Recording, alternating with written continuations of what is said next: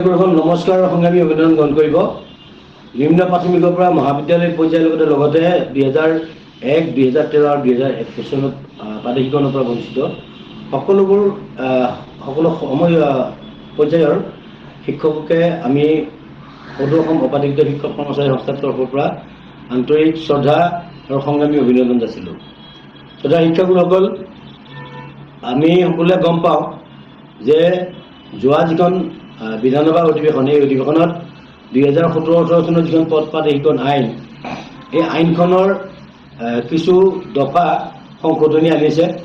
কিন্তু এই সংশোধনীটো আমাৰ সংস্থাৰ ফালৰ পৰা আমি সংস্থাই চৰকাৰৰ ওচৰত আপত্তি জনাইছোঁ যে আচলতে যথেষ্ট আশাপূৰ্ণভাৱে এই সংশোধনী বিধেয়কখন বিধানসভালৈ মাননীয় মুখ্য শিক্ষামন্ত্ৰী মহোদয়ে আনিছে। ইয়াত আমাৰ বহুতকেইটা দফাত শুধৰণিৰ প্ৰয়োজন আছে আৰু ইতিমধ্যে এই বিষয়ত আমি যোৱা বিগত 5 বছৰত মাননীয় শিক্ষামন্ত্ৰী মহোদয়ৰ লগত সেইকেইটা বিষয়তে আলোচনা কৰি আছোঁ। বিশেষকৈ ইউডাইজ 9-10 ইউডাইজৰ সলনি 18-19 চনৰ ইউডাইজ, অৰ্থাৎ 2018-19 ইউডাইজ ক্লাছৰ পৰা ধৰিব লাগে। শিক্ষকৰ নিযুক্তিৰ ক্ষেত্ৰত 31/12/2010 সলনি 31/12/2018 চন ধৰিব লাগে।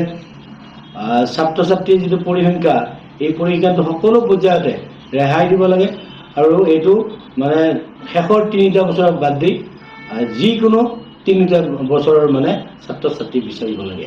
বিশেষকৈ LP স্কুলত যিজন ছাত্ৰ ছাত্ৰী বিচাৰিছে, কিছুমানৰ হয়তো কণ্টিনিউ নাই, শেষৰ 3 বছৰত যদি নাই, তেওঁলোকক শেষৰ 10 বছৰত যদি 30টাকৈ ছাত্ৰ ছাত্ৰী আছে, LP ME শিক্ষানুষ্ঠানখিনিক প্ৰাদেশিকৰণ কৰিব লাগে। হাইস্কুলৰ ক্ষেত্ৰত আমি ক্লাছ 8টো ধৰাৰ কাৰণে মাননীয় শিক্ষামন্ত্ৰী আৰু মুখ্যমন্ত্ৰী মহোদয়ক ধন্যবাদ জনাইছোঁ। সমান্তৰালভাৱে কিন্তু যদি শিক্ষকৰ নিযুক্তিৰ তাৰিখটো আৰু যিটো ছাত্ৰ ছাত্ৰীৰ পৰিসংখ্যা আৰু পৰীক্ষাত উত্তীৰ্ণৰ যিটো শতকৰা হাৰ, এইটো যাতে এই দুটা যাতে নমনীয় নহ'লে তেতিয়াহ'লে আমাৰ শিক্ষানুষ্ঠানখিনি উপকৃত নহ'ব। সেয়া আমি সংস্থাৰ ফালৰ পৰা চৰকাৰক আপত্তি জনাইছোঁ যে যিকোনো 3টা বছৰ, 10 বছৰৰ ভিতৰত যিকোনো 3টা বছৰ তেওঁলোকে, অৰ্থাৎ এনি বেষ্ট 3 ইয়াৰ্ছ ধৰিলে 5% হওক বা ছাত্ৰ ছাত্ৰীৰ পৰিসংখ্যাটোৱে হওক, এই ক্ষেত্ৰত আমাৰ কোনো আপত্তি নাথাকিব। আনহাতে কলেজৰ ক্ষেত্ৰত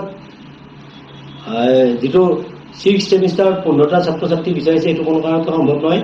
এইটো যিমান পাৰি কমাব লাগে, 8টা 7টা এনেকুৱা ছাত্ৰ ছাত্ৰীক লৈ মানে প্ৰাদেশিকৰণৰ আওতাত ল'ব লাগে। কলেজৰ যিবিলাক 4 নম্বৰ পোষ্ট আছে, তেওঁলোকৰ পোষ্টটোক এডিশ্যনেল পোষ্ট হিচাপে মানে চৰকাৰে তেওঁলোকক আইডেণ্টিফাই কৰিছে। আচলতে তেওঁলোক এডিশ্যনেল কোনো কাৰণতে নহয়।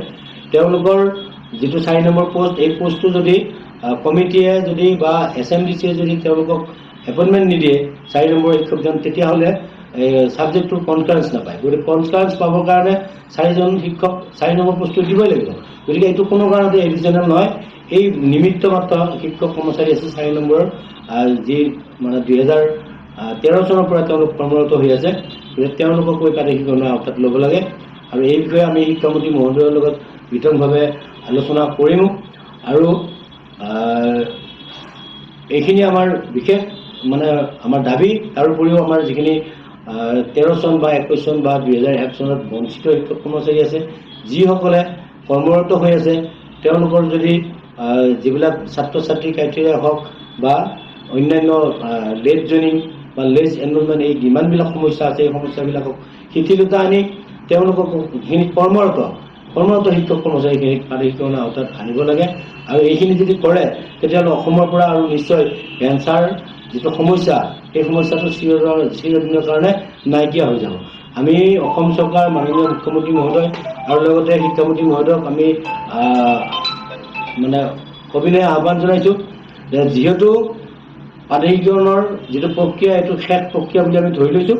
আৰু এই প্ৰক্ৰিয়াটোত যিহেতু মুখ্যমন্ত্ৰী মহোদয়েও আগতে বহুদিন কৈছে যে ভেঞ্চাৰ শব্দটো অসমৰ পৰা তেখেতৰ দিনতে তেখেতে নাইকিয়া কৰিব, গতিকে তেওঁ প্ৰচেষ্টা হাতত ল'ব লাগে, শিক্ষকৰ সমস্যাখিনি সমাধান কৰি এই গোটেই মানে প্ৰক্ৰিয়াটোৰ এটা আকু সমাধান কৰিব বুলি আমি আশা ৰাখিলোঁ।